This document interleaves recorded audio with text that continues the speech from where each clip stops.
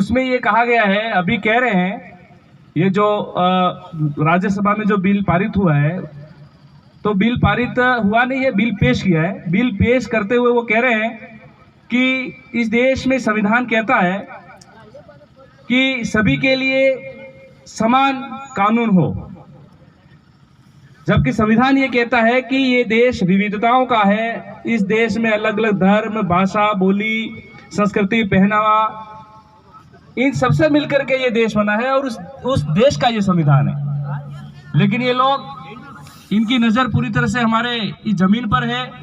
इस जमीन को हड़पने के लिए ये बहुत बड़ी साजिश रच रहे हैं। उसमें लिखा है कि एसटी एससी की जमीन किसी अन्य समुदाय के नाम आसानी से नहीं होती है या ट्रांसफर नहीं होती है, तो ये भी एक समस्या है। ऐसा लिखा है, अखबार में लिखा है।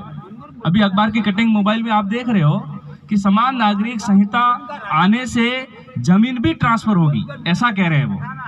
तो किसी अन्य गैर आदिवासी के नाम से जमीन ट्रांसफर नहीं होना, क्या ये समस्या है?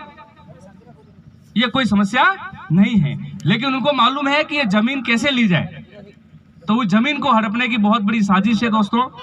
और दूसरा है हिंदू उत्तराधिकार कानून। उस अखबार की कटिंग में फिर लिखा है कि आदिवासियों पर लागू हो हिंदू उत्तराधिकार कानून।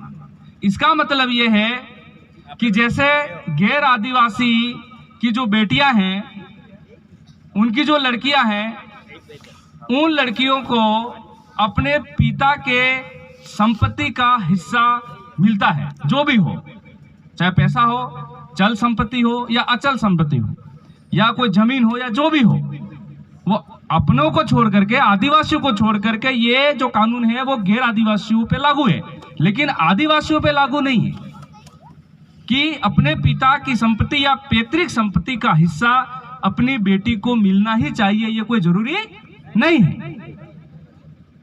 अपन अपनी बेटी को या अपनी पुत्री को या अपनी लड़की को कोई चल संपत्ति दे सकते हैं, उनको पैसा दे सकते हैं या कोई सामान खरीद के दे सकते हैं, या समय समय पे उनकी किसी भी प्रकार से हम सहयोग कर सकते हैं। और अलग से कोई जमीन खरीद के देना चाहो वो अलग बात है, लेकिन जो पुश्तैनी जमीन है, जो खाते की जमीन है, जो पुश्तैनी चली आ रही है, जो पीढ़ी दर पीढ़ी चली आ रही है, उस जमीन में बेटी को हिस्सा नहीं मिलता है। ये हमारे आदिवासियों का कानून है, इसलिए नहीं मिलता है। उसके पीछे कारण है।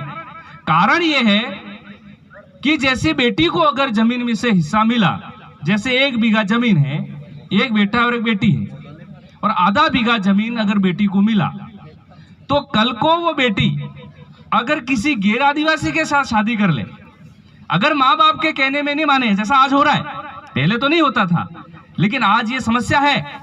कहीं आपने बाहर पढ़ने भेजे या मतलब किसी के साथ हो गए, तो ऐसी स्थिति में अगर उस बेटी ने कहीं शादी कर ली, तो वो जमीन आसानी से गैर आदिवासी को अपने आप ट्रांसफर हो गई कि नहीं हो गई?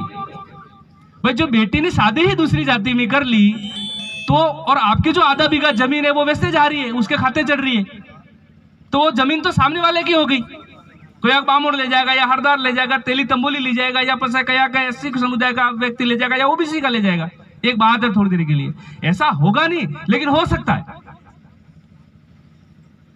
तो हिंदू उत्तराधिकार ऐसा हो गया है, बहुत जगह पे तो हो भी गया है, हो गया ना। और अभी पिछले साल से देखा जा रहा है, पहले कभी भी जब अलग से खाता होता था या ये जैसे अपने अंकताली खुलती थी जमीन की, तो उस समय सरपंच लिख के देता था, तभी बेटी को जमीन मिलता था। सरपंच लिख करके देता था, और जो अपनी पुत्री है उसको अगर जमीन दे भी दी है, अगर पुत्री की डेथ हो गई तो वो पीर पक्ष का सरपंच लिख के देता है, तो वहां पर अपने आप वो जमीन ट्रांसफर नहीं होगी कि मृत्यु सर्टिफिकेट पेश कर दो, तो आगे जो वहां जो अपनी लड़की जो शादी कराई है, वहां जो उनके लोग हैं ससुराल में, वो जमीन उनके नाम चढ़ेगी ही नहीं। लेकिन अब धीरे धीरे क्या कर रहे हैं, जब अंकताली खुल रही है, तो उस अंकताली में अपने आप उसके खाते में, उस वगैरह में उसका नाम दर्ज अपने आप कर देते हैं, और उसके नाम से जमीन अपने आप खाते में ट्रांसफर कर रही है। ये भी साल भर से ऐसा कर रहे हैं। तो ये कुल मिला के बात ये है, हिंदू उत्तराधिकार कानून का सीधा सा मतलब ये है कि आदिवासी बेटियों को भी बराबरी का हक मिले।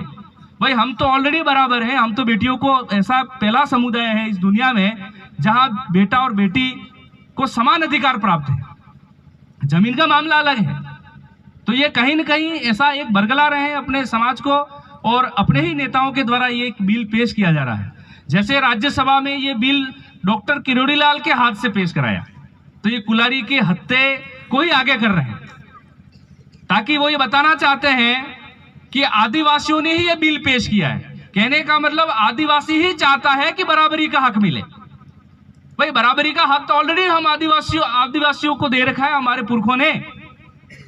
ये कुल मिलाकर के आपको जमीन को हड़पने की एक बहुत बड़ी साजिश है, जिसको कॉमन सिविल कोड के तहत आदिवासियों के हक अधिकारों को खत्म करने की एक बहुत बड़ी चाल चल रहे हैं।